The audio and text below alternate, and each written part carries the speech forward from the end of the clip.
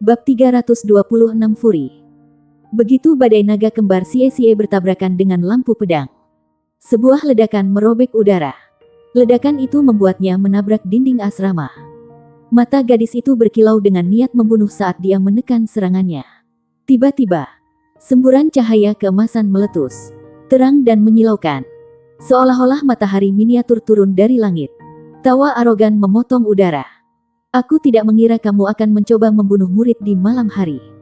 Saya benar-benar ingin tahu alasan apa yang Anda miliki saat ini. Ketika sosok bercahaya itu mencapai tanah, kecemerlangannya menghilangkan kegelapan yang suram. Sepasang sayap putih membentang untuk melindungi Xie dari gadis itu. Itu Yue Zhengyu. Sesuatu menyala di matanya saat dia menatap gadis berambut merah itu. Mari kita lihat apakah kamu bisa melarikan diri lagi kali ini. Gadis itu menatap tajam padanya. Putus. Meskipun suaranya terdengar menyenangkan, intensitas niat membunuhnya tetap terasa seperti biasa. Yue Zhengyu mendengus. Jadi, akhirnya kau mengungkapkan warna aslimu sebagai tuan roh jahat. Bagaimana mungkin malaikat jatuh bisa menjadi apapun selain jahat? Hari ini, aku akan menghakimi kamu menggantikan surga.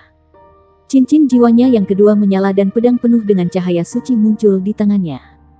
Dibandingkan dengan pedang gadis itu, perwujudan kegelapan dan campuran nada ungu gelap, pedang Yue Zhengyu tampak sepenuhnya berlawanan, bersinar dan keemasan. Itu adalah senjata suci yang diciptakan untuk mengusir kejahatan. Dia mendengus pada tampilan suaminya. Matanya lubang tanpa dasar. Apakah kamu benar-benar berpikir aku takut padamu? Dalam sekejap mata, cincin jiwa ungu ketiga muncul di bawahnya dan auranya menebal dan membumbung tinggi. Yue Zhengyu melanjutkan dengan waspada tinggi. Jantung berdebar dan telinga menegang. Dia mengepakkan sayapnya, menyerap energi elemen cahaya di udara. Terpikir olehnya bahwa gadis ini mungkin memiliki keterampilan jiwa yang menyembunyikan tingkat kultivasinya yang sebenarnya. Mungkin di siang hari, dia bisa mengalahkannya dengan keyakinan penuh. Tapi itu saat malam hari. Domain dari penguasa jiwa atribut kegelapan. Selain itu, basis kultivasinya sama dengan miliknya. Tiba-tiba, 3 orang tiba di tempat kejadian, Tang Wulin, Gu Yue, dan Su Xiaoyan. Menyadari tubuh kusut temannya di tanah, Tang Wulin bergegas ke sisi Xie. Apakah kamu baik-baik saja? Tanya Tang Wulin dengan muram. Sebelum Xie bisa menjawab, Yue Zhengyu menyela. Apakah kamu tidak melihat? Di bawah penutup malam, malaikat jatuh ini menyelinap ke akademi untuk menyerang kami siswa yang bekerja. Tang Wulin, tunggu apa lagi? Bantu saya mengalahkannya dan membawanya ke administrasi untuk penghakiman. Ketika Tang Wulin melihat darah menetes dari sudut mulut Xie, ekspresinya berubah suram. Temannya terluka. Ini tidak bisa dimaafkan. Setelah melirik gadis misterius itu, dia mengenali siapa dia. Dia berbaris ke kanan Yue Zhengyu dan Gu Yue berjalan ke kiri. Su Xiaoyan berdiri di depan Xie seperti perisai, melepaskan jiwanya tanpa membuang waktu. Di bawah lautan bintang yang berkelap-kelip, ia memanggil kekuatan staf es Starwheel-nya. Meskipun berhadapan dengan 4 siswa yang bekerja sendirian, gadis berambut merah itu tidak mengkhianati rasa takut. Dia mengarahkan pedangnya pada mereka. Saya akan membunuh kamu. Cincin jiwa ketiganya menyala dan sekali lagi kegelapan membanjiri ruang di sekitarnya. Sosoknya berkedip, dan dia melesat maju seperti anak panah. Langsung menyerang Xie. Saat dia terbang ke arahnya, sayapnya memiliki rona ungu tua. Di bawah pengaruh keterampilan jiwa ketiganya, dia melebur ke dalam gelombang kegelapan. Cahaya suci. Cincin jiwa pertama Yue Zhengyu berkilau dan cahaya suci meletus dari tubuhnya. Cahaya suci melawan balik kegelapan yang merambah, mengungkapkan sosok gadis yang berkedip-kedip di dalam. Masing-masing gambar-gambar tariannya tampak halus, namun nyata pada saat yang sama. Intensitas tipis auranya seperti tombak tajam yang menusuk ke arah mereka. Dia langsung menuntut Xie. Tidak ada satupun pemikiran yang dibayarkan untuk pembelaannya. Tang Wulin terkejut. Seberapa dalam dendamnya? Dia mengabaikan keselamatannya hanya untuk mencapai Xie. Saat cincin jiwa ketiga Yue Zhengyu mulai bersenandung dengan cahaya, dia mengarahkan pedang sucinya pada gadis berambut merah. Terang penghakiman. Seberkas cahaya turun dari surga. Tang Wulin juga bergerak.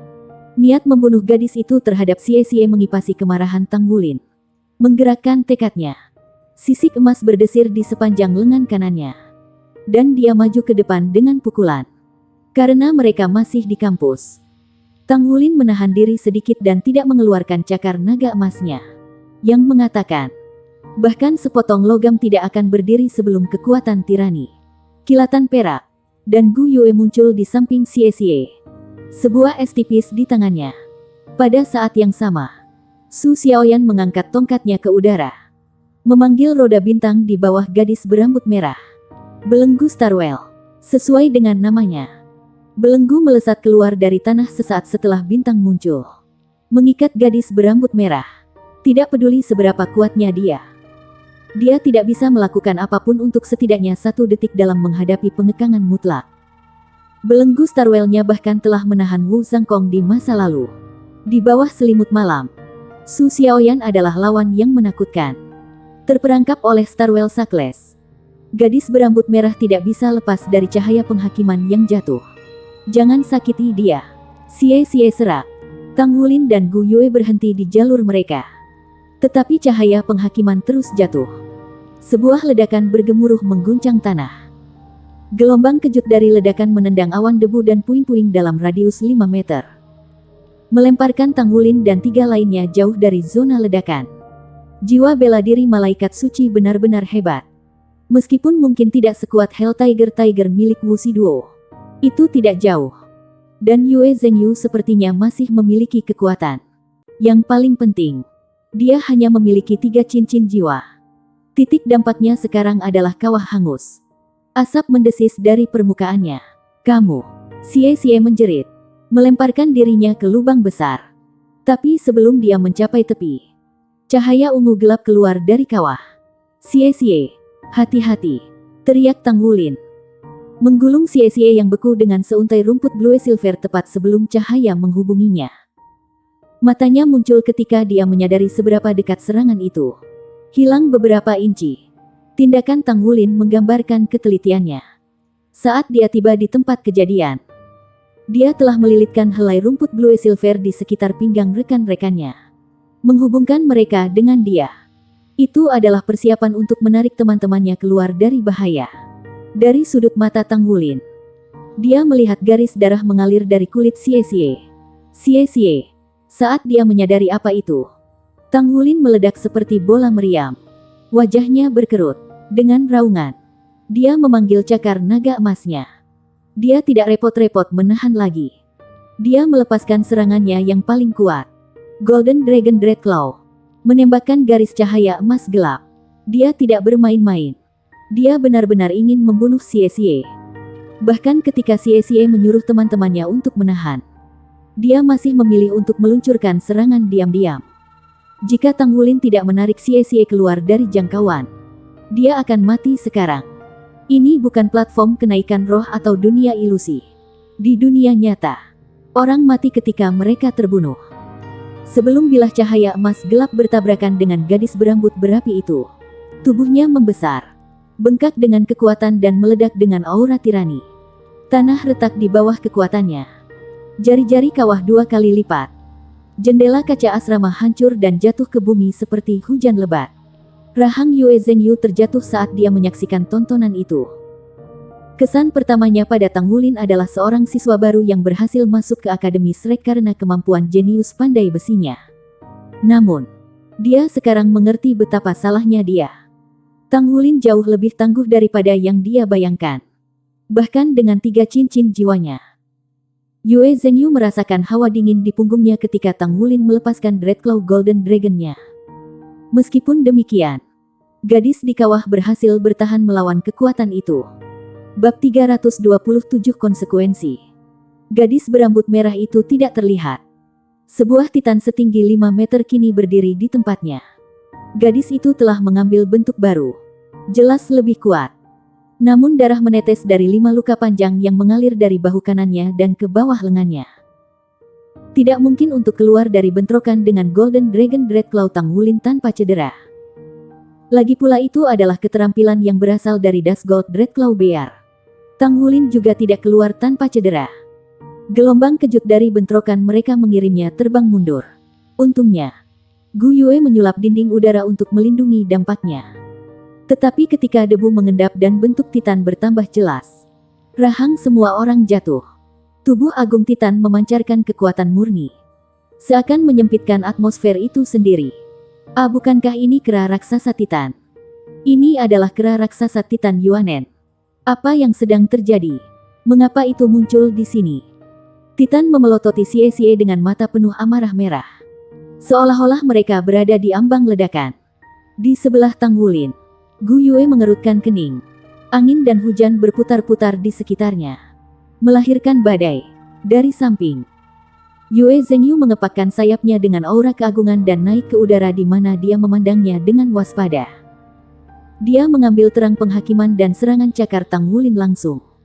Tetapi tidak ada satu goresan pun padanya. Dia bukan penguasa jiwa jahat yang sederhana. Saat keraguan merayap ke dalam hatinya, amarah Tang Wulin menghilang. Kamu Yuanen.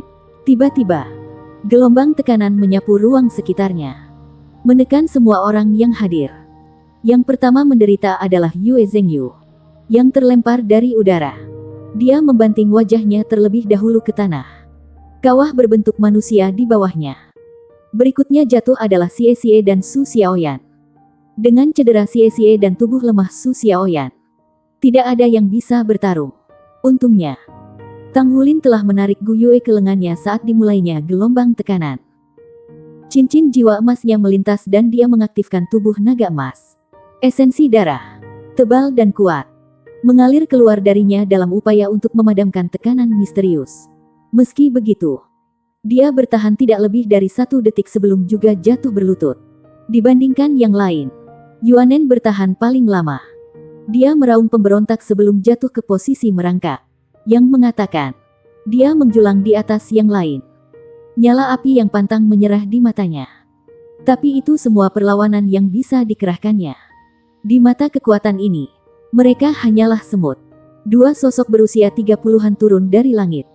1 memegang 7 cincin jiwa berkilauan dan 6 lainnya. Mungkin yang paling mengejutkan adalah baju sirah mereka yang bersinar. Armor perang. Itu pasti baju perang. Perbedaan kekuatan antara mereka dan seorang guru jiwa berantai 6 atau 7. Meski besar, tidak akan mampu menekan para pemuda begitu menyeluruh. Dominasi seperti itu dimungkinkan karena efek amplifikasi dari armor tempur. Dengan perlengkapan perang yang dilengkapi, kekuatan pengguna akan meningkat 2 level cincin jiwa. Dari desain kompleks armors, mereka harus berada di level 2 kata. Sekarang ini adalah baju perang pertempuran yang benar. Apa yang terjadi di sini? Kenapa kamu membuat para siswa bekerja? Suara mengerikan dari armor master pertempuran 7 cincin itu seperti seember air dingin di atas kepala mereka. Melihat Xie yang terluka, dia mengangkat jari, menembakkan seberkas cahaya ke tubuhnya. Sesaat kemudian, dada Xie berhenti berdarah. Yue Zhengyu berjuang untuk bangkit dari tanah. Wajahnya masih berdebu dan merah karena benturan. Pelaporan R. Dengan lambaian tangannya, Master Armor Pertempuran 7 Cincin menghilangkan tekanan yang membebani para siswa. Berbicara, Yue Zhengyu menunjuk ke Yuanen tanpa banyak kehilangan ketukan. Itu dia. Dia adalah Master Jiwa Jahat. Jiwa bela dirinya yang kedua adalah Malaikat Jatuh. Dia menyusup ke asrama siswa kami yang bekerja dan menyerang Xie di malam hari. Dia bahkan mengatakan akan membunuhnya. Ketika kami menemukan Xie dalam keadaan compang camping, kami bergegas menaklukkannya dan akhirnya terlibat dalam pertempuran. Penegak hukum yang terhormat, tolong tangkap dia. Saya yakin Anda akan menemukan kebenaran dalam kata-kata saya setelah beberapa penyelidikan. Penegak 7 cincin itu menatap Yuanen dengan ragu. Apakah kamu Yuanen kelas 2? Tubuh Yuanen dengan cepat menyusut sampai dia sekali lagi menjadi gadis berambut merah yang tampak halus. Karena transformasinya merusak seragamnya, menghancurkannya hingga berkeping-keping. Yang dia miliki sekarang hanyalah setelan hitam ketat. Dia mengenakan jaket sebelum mengembalikan tatapan dingin sang penegak hukum. Saya. Apa yang terjadi? Polisi itu memandangnya dengan ragu. Kamu adalah presiden kelas 2. Mengapa kamu menyerang siswa lain? Tanyakan saja padanya. Wajah Yuanen memerah-merah saat dia menusukkan jari ke Xie. Wajah Xie berkerut kesakitan saat dia berjuang untuk bangun. Sementara pendarahan mungkin telah berhenti. Energi gelap dari pedang Yuanen masih menyerbu dan merusak meridiannya. Jika bukan karena atribut cahaya Light Dragon Daggers-nya, kondisinya akan jauh lebih buruk. Dia menatap Yuanen. Lidahnya lemas dan seberat timah. Mari kita dengarkan penjelasan mereka setelah kita kembali. Kata penegak 6 cincin ke yang 7 cincin. Baik. Setengah jam kemudian, semua orang yang terlibat dalam insiden berkumpul di kantor guru di gedung sekolah pengadilan luar. Bersama mereka adalah Shen Yi, Wu Zhangkong, dan guru yang bertanggung jawab atas kelas 2. Yang semuanya dipanggil langsung. Namun, tidak ada yang duduk. Satu-satunya orang yang duduk adalah Kepala Pengadilan Luar dan Penatua Paviliun Dewa Laut. Penatua Kai, Tang Wulin, Gu Yue, dan Su Xiaoyan berdiri dengan wajah aneh dilukis di wajah mereka. Karena seorang guru telah mengobati luka Xie, dia bisa berdiri di samping teman-teman sekelasnya. Mungkin merasa menyesal. Dia menundukkan kepalanya. Yuanen mengenakan seragam sekolah yang baru, berdiri di sisi lain ruangan dan memelototi belati padanya sepanjang waktu. Dia tampak seperti penjelmaan iblis yang bertekad menghancurkannya. Yue Zhengyu mengenakan ekspresi paling aneh dari semuanya. Dia di sebelah Tang Wulin. Wajahnya berkedut saat dia berjuang untuk menahan diri. Penatua Kai, situasinya telah dijelaskan kepada kita. Pertarungan kali ini semua karena kesalahpahaman. Salah paham. Kesalahpahaman yang diikuti oleh semua siswa yang bekerja. Di mana seseorang terluka. Katakan padaku, apa kesalahpahaman ini? Kata-kata Penatua Kai meneteskan bahaya. Dari penyelidikan kami menyimpulkan bahwa siswa yang bekerja di kelas 1, Xie, pergi jalan-jalan sore. Karena dia tidak menyadari Yuanen pindah kamar. Dia keliru percaya bahwa seorang pencuri telah masuk ke asrama mereka dan pergi untuk menyelidiki. Namun, Yuanen Yehui kebetulan sedang mandi pada waktu itu. Topeng keseriusan sang penegak retak menunjukkan ekspresi canggung. Mata Tang Wulin mengarah ke Yuanen. Jadi nama lengkapnya sebenarnya adalah Yuanen Yehui. Setelah itu, Yuanen Yehui menemukan bahwa Xie telah mengintip tubuh gadisnya. Dalam amarahnya, dia menyerang Xie. Yue Zhengyu tahu tentang jiwa malaikat jatuh Yuanen Yehui. Jadi dia salah mengerti situasinya. Kemudian, Tang Wulin, Su Xiaoyan, dan Gu Yue juga tiba di tempat kejadian dan disalahpahami juga. Inilah yang menyebabkan pertempuran mereka. Penatua Kai terdiam setelah mendengarkan penjelasan sang penegak. Setelah beberapa detik menenangkan diri, dia berbicara. Suhu di dalam ruangan turun dengan setiap kata berurutan. Jadi, kau memberitahuku ini semua karena bocah Xie itu mengintip seorang gadis. Sepanjang malam adalah satu kejutan setelah yang berikutnya. Dan sekarang Penatua Kai merangkum seluruh kejadian dengan cara ini. Situasinya bahkan lebih tak terduga. Jelas, dia berdiri di sisi Yuanen. Miskin Xie akan dihukum berat. Tang Wulin mengambil langkah ke depan, meraih perhatian ruangan. Penatua Kai, tidak seperti itu. Satu-satunya alasan Xie berada di luar kamar Yuanen adalah karena dia pikir seseorang telah masuk ke asrama kami. Dia tidak tahu Yuanen tinggal di sana sama sekali. Itu benar-benar hanya kesalahpahaman. Biasanya, Penatua Kai biasanya tidak tampak mengawasi hal-hal sepele seperti itu. Tetapi dalam kasus khusus ini, dia juga guru yang bertanggung jawab atas kelas 1. Karena itu, adalah tanggung jawabnya untuk mencari tahu apa yang terjadi. Penatua Kai mengarahkan pandangan tenang ke Tang Wulin. Jadi maksudmu Yuanen Yehui harus membiarkan orang lain melihat tubuhnya secara gratis? Itu, Tang Wulin bingung. Tidak ada orang yang benar atau salah dalam situasi ini. Penatua Kai mendengus. Masalahnya sudah jelas. Kalian semua siswa yang bekerja sangat sedikit. Anda hanya di sini berapa lama? Namun Anda sudah menyebabkan keributan seperti itu. Jika saya tidak menghukum Anda, maka surga tidak akan adil. Xie, sebagai penghasut utama, Anda akan didenda 5.000 poin kontribusi. Saya tidak peduli apakah ini kesalahpahaman di pihak Anda dan saya tidak peduli jika Anda memiliki niat baik. Hanya 3 bulan yang Anda dapatkan. Jika Anda tidak membayar denda sebelum itu, Anda akan dikeluarkan. Selain itu, Anda akan membayar Yuanen Yehui 10.000 poin kontribusi sebagai kompensasi trauma mental. Anda punya 1 tahun untuk membayarnya. Bab 328 Dunia Tidak Adil. Tang Wulin menghela nafas.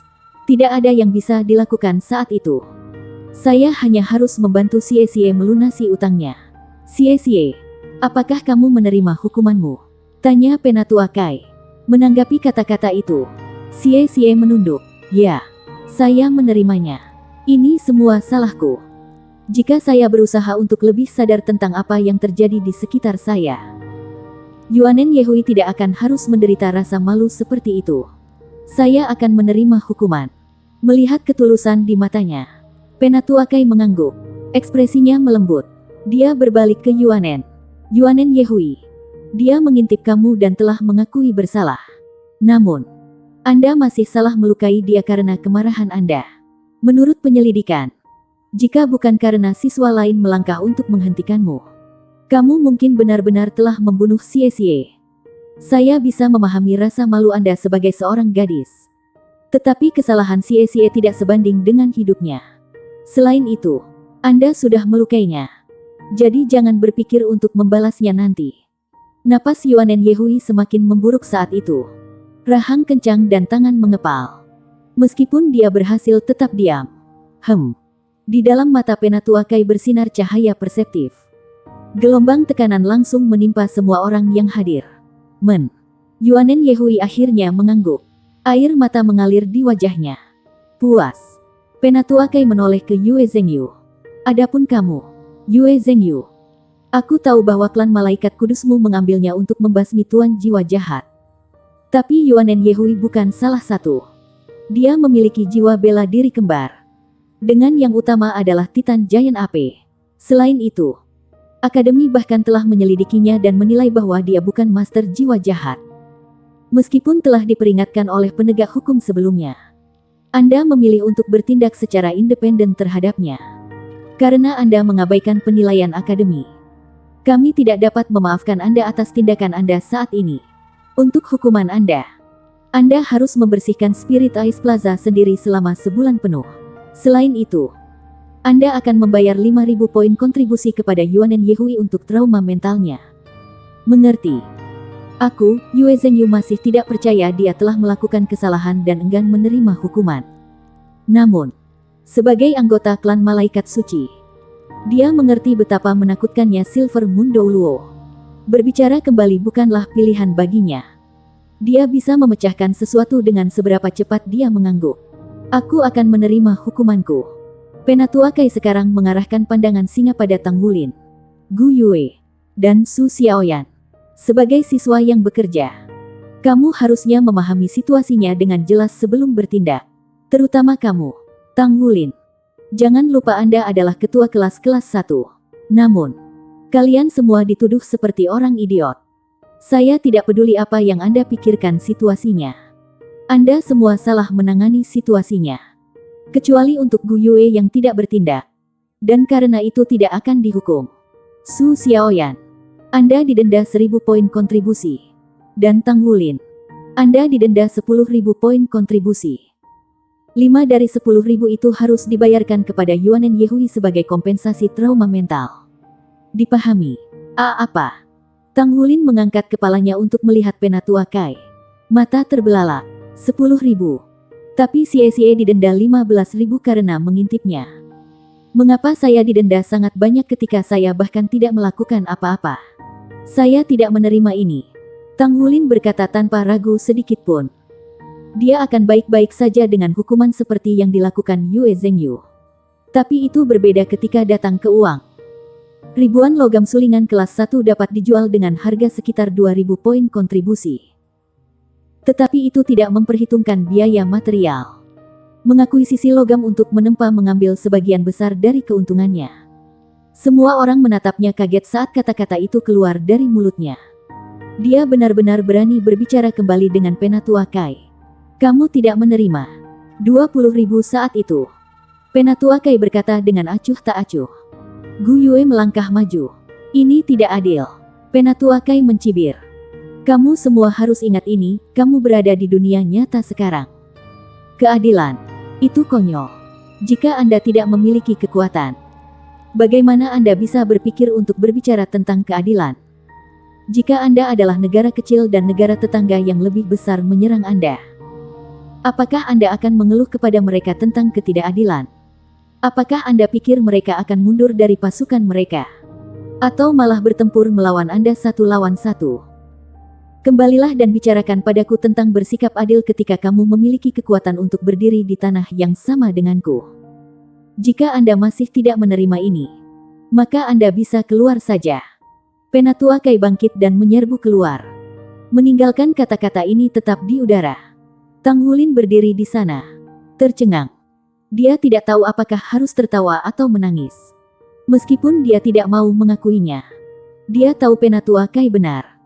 Dia mencubit pahanya saat dia berjuang untuk menenangkan napasnya. Di dunia ini, keadilan tidak ada. Tidak. Itu hanya bisa dicapai melalui fondasi kekuatan. Yang kuat membuat aturan, bukan yang lemah. Tapi dia tidak tahan memikirkan harus membayar 20.000 poin. Hukuman saya bahkan lebih buruk daripada Xie. Siapa yang mencoba memancing siapa di sini? Dipenuhi dengan kesedihan dan kemarahan, Tang Hulin membawa teman-temannya kembali ke kamar mereka. Tidak ada sedikit pun kegembiraan di wajah mereka. Saya minta maaf, Hulin. Maaf saya membuat Anda terjebak dalam hal ini. Biarkan saya menangani hukuman 20.000 poin Anda. Saya akan bekerja keras dan mendapatkan poin yang cukup untuk melunasi semuanya. Tang Hulin tertawa pahit. Siapa yang kamu coba tipu? Itu 20.000 poin. Bagaimanapun, kita bersaudara. Bahkan tidak menyebutkan sesuatu seperti itu. Kita semua menderita kerugian kali ini. Jadi di masa depan, kita harus lebih berhati-hati. Dengan keterampilan pandai besi, Tang Hulin dapat menghasilkan uang paling banyak dari mereka semua. Sebelum mereka pergi, Shen Yi memanggilnya dan membisikkan beberapa kata ke telinganya. Dia menasihatinya bahwa keketatan Penatua Kai berasal dari gelarnya sebagai presiden kelas. Presiden kelas mewakili seluruh kelas ketika mereka berinteraksi dengan guru. Tentu saja, status mereka tinggi di antara rekan-rekan mereka.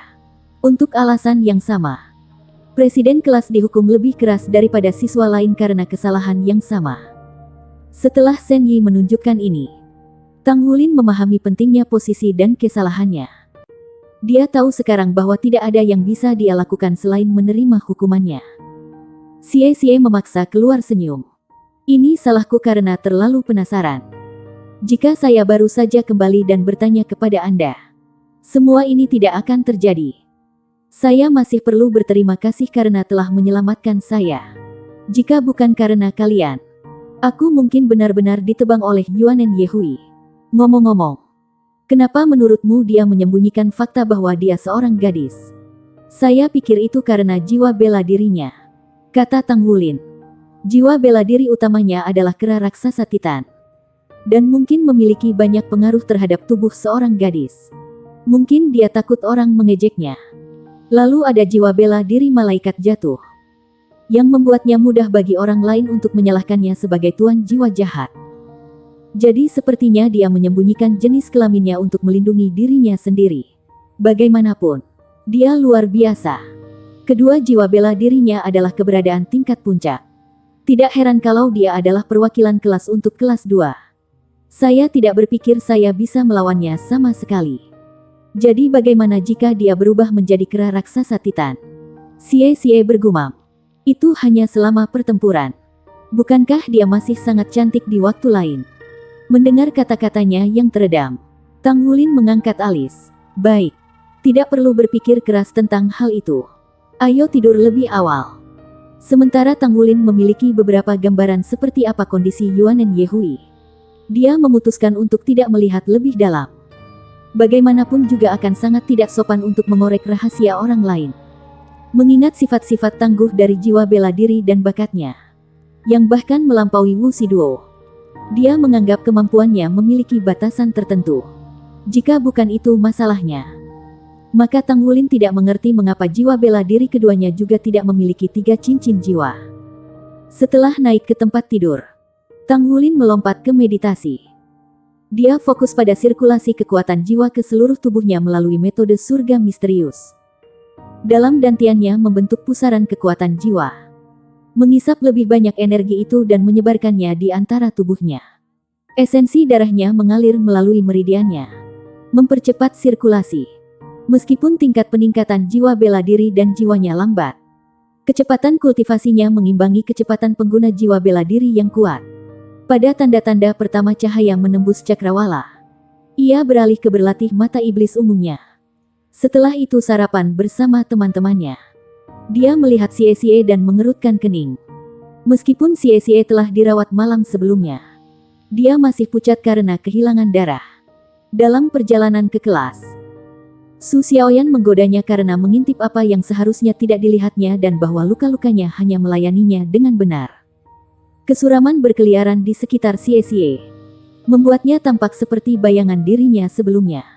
Seolah-olah dia membawa beban berat di hatinya. Apa yang terjadi? Xie, apakah Anda masih berpikir tentang apa yang terjadi kemarin? Tang Wulin menyikutnya dengan siku. Ya.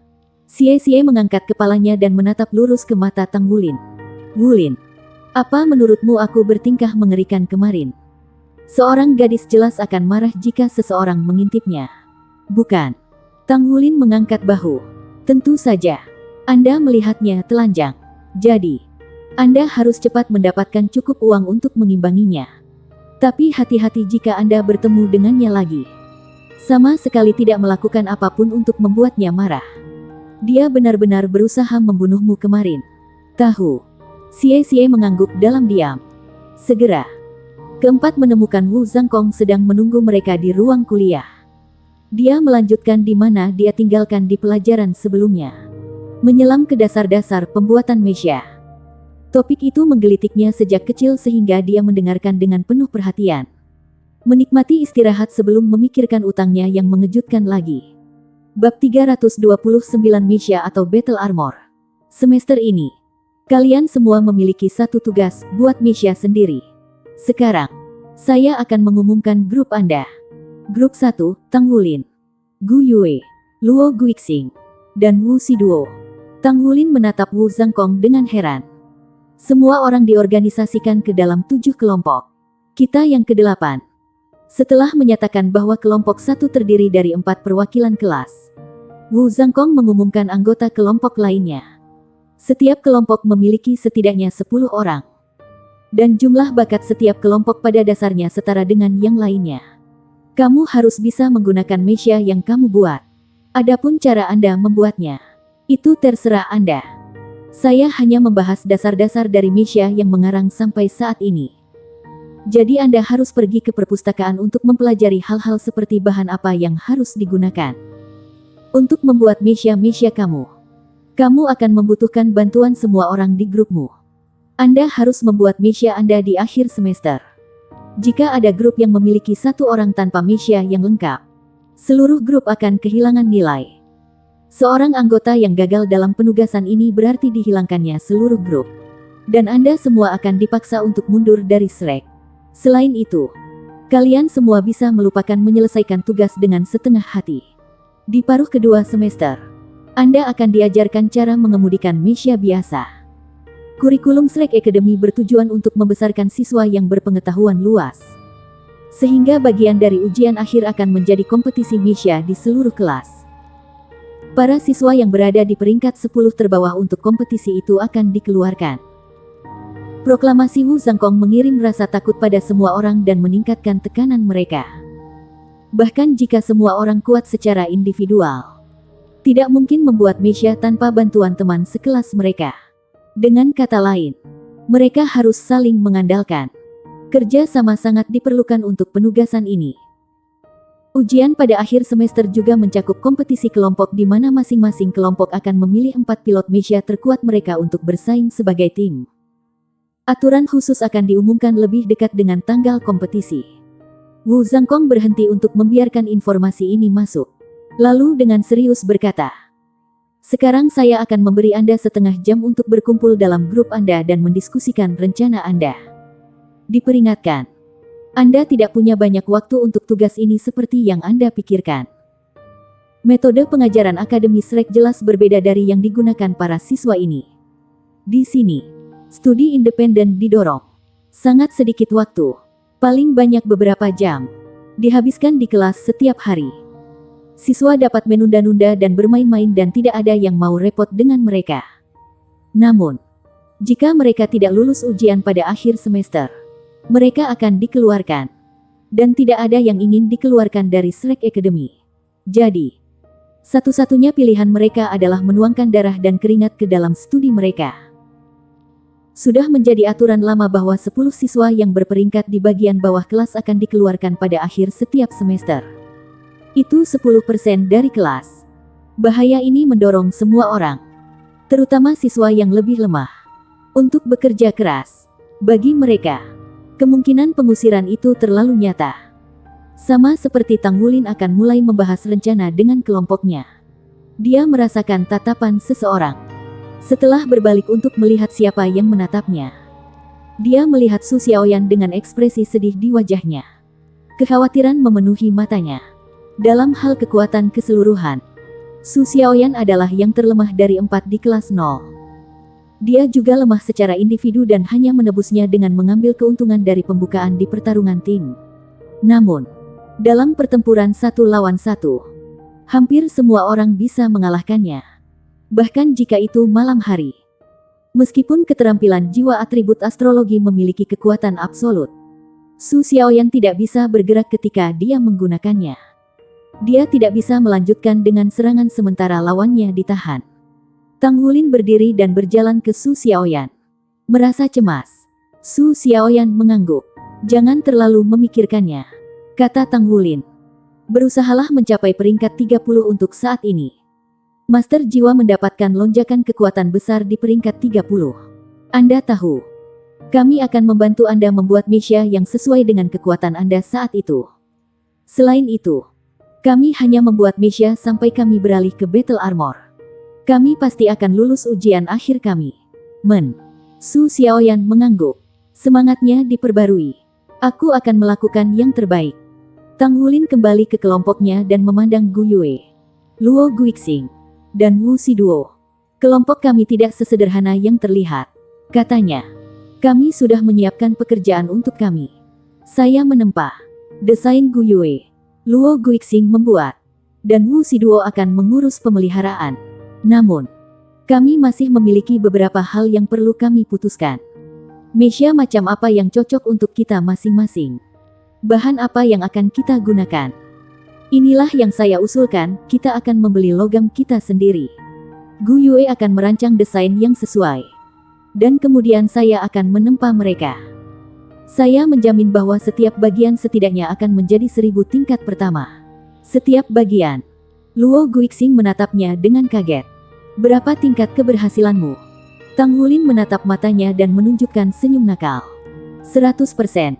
Tang Wulin biasanya tidak akan membual tentang tingkat keberhasilannya. Tetapi setelah berhasil memurnikan arwah dan mencapai peringkat kelima, 1000 kilang kelas 1 tidak mudah baginya. Selain itu, palu peraknya yang berat telah berevolusi menjadi roh yang halus. Lebih jauh membantunya ketika dia menempa. Sama seperti Luo Guixing, Wu Siduo juga tidak bisa menyembunyikan keterkejutannya. Ribuan kelas 1 yang dimurnikan sudah cukup baik untuk membuat baju perang.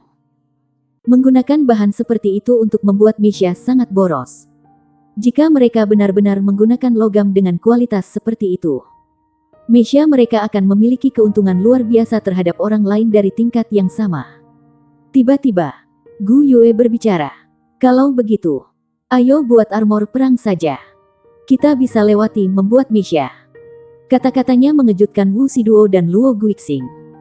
Ribuan logam olahan adalah persyaratan dasar untuk membuat armor pertempuran. Lanjut Gu Yue. Karena kelas 1000 yang dimurnikan sudah dekat dengan roh yang dimurnikan dan memiliki beberapa petunjuk kehidupan.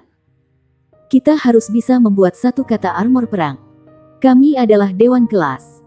Jadi kami harus melakukan yang lebih baik daripada rekan-rekan kami. Mempelajari cara mengendalikan mecha hanya membuang-buang waktu. Kita akan menjadi tuan baju perang di masa depan. Aku adalah desainer tingkat keempat.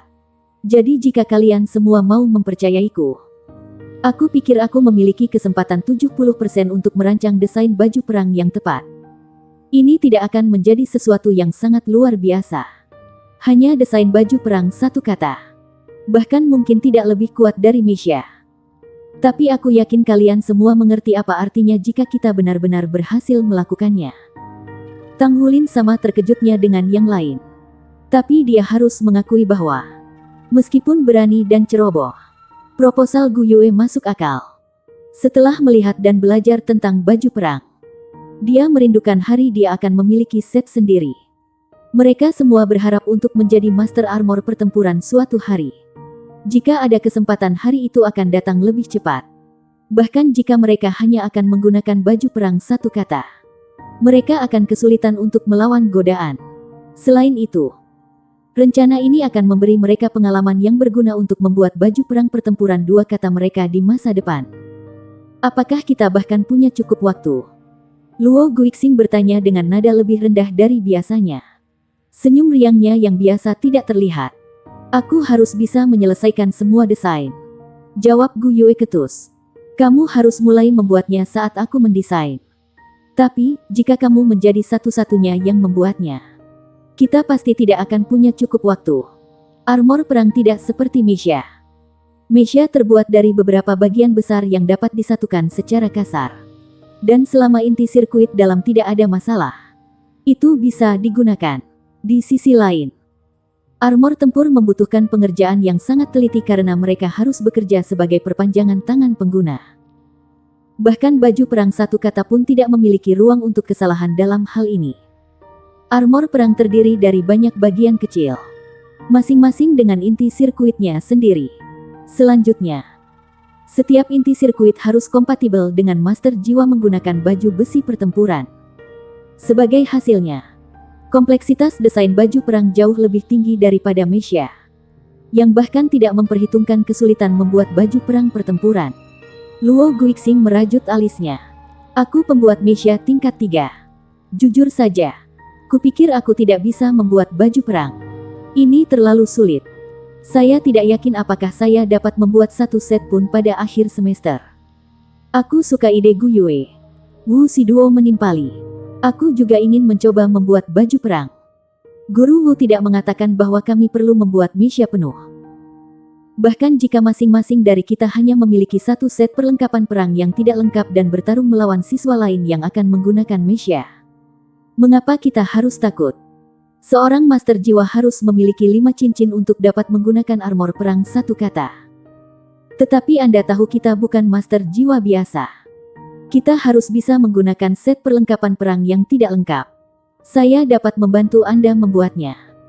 Kita hanya harus berusaha untuk membuat produk yang berkualitas. Jika kami tidak bisa menyelesaikan dalam satu semester, kami akan selesai dalam 2. Jika saya tidak salah, kita mungkin akan mulai belajar cara membuat baju perang di kelas 3. Menjadi master armor pertempuran satu kata adalah persyaratan untuk lulus. Luo Guixing memandang Tang Wulin. Bagaimana menurutmu, ketua kelas? Rencana ini cukup pertaruhan. Jawab Tang Wulin. Wu Siduo mengerutkan kening pada Tang Wulin.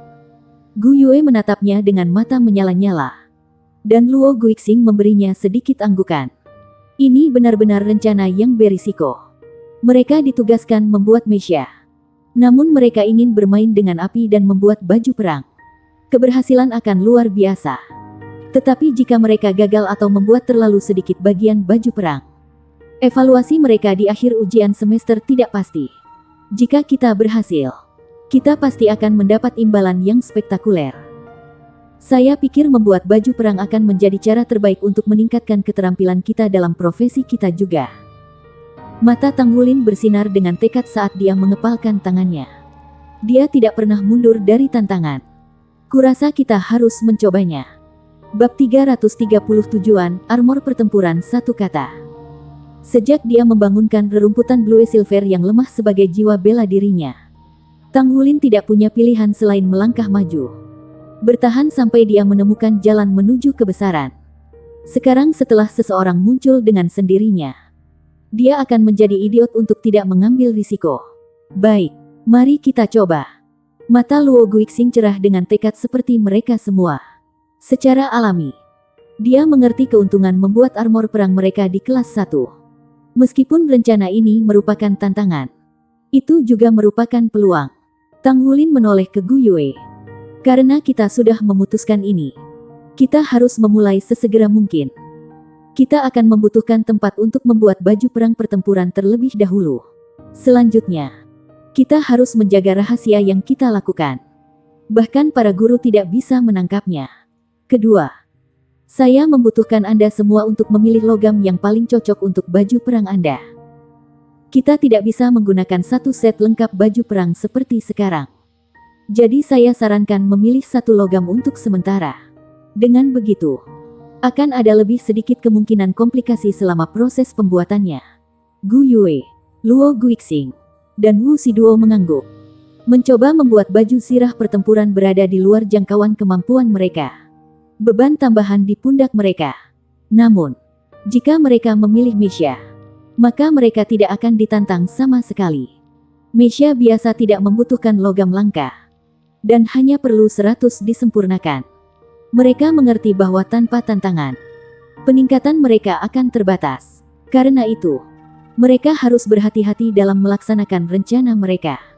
Armor perang tidak bisa diremehkan. Jadi, cari tahu logam apa yang Anda inginkan sesegera mungkin. Lanjut Tang Wulin. Setelah kamu memutuskan, bawakan itu padaku. Saya akan 1000 memperbaikinya untuk Anda. Saya sangat percaya diri dalam keterampilan 1000 pemurnian saya. Gu Yue mulai menyusun desain segera. Kami tidak punya waktu untuk disia-siakan. Tetapi saya tidak berpikir Anda harus mendesain satu set keseluruhan sekaligus.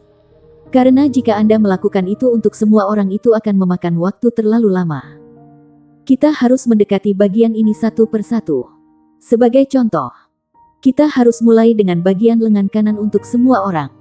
Anda akan mendesain, maka Luo Guixing dan Wu Siduo akan membuatnya. Kemudian setelah kita semua memiliki bagian lengan kanan, kita dapat beralih ke bagian selanjutnya. Dengan begitu, kami akan menyelesaikan setiap langkah secara bertahap dan metodis. Ini harus menjadi metode yang paling efisien. Sementara yang lain telah menyuarakan pemikiran mereka tentang proposal Gu Yue sebelumnya.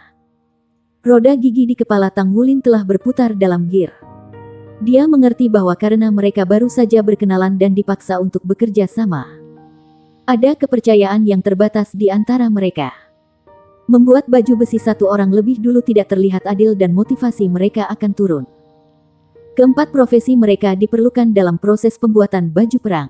Sebagai contoh, sebagai mekanik, Wu Siduo memiliki tugas penting untuk memperbaiki dan memperbaiki mekanisme dan baju tempur. Luo Guixing tersenyum. Ketua kelas benar-benar berwawasan luas. Saya pikir cara ini adalah yang terbaik juga.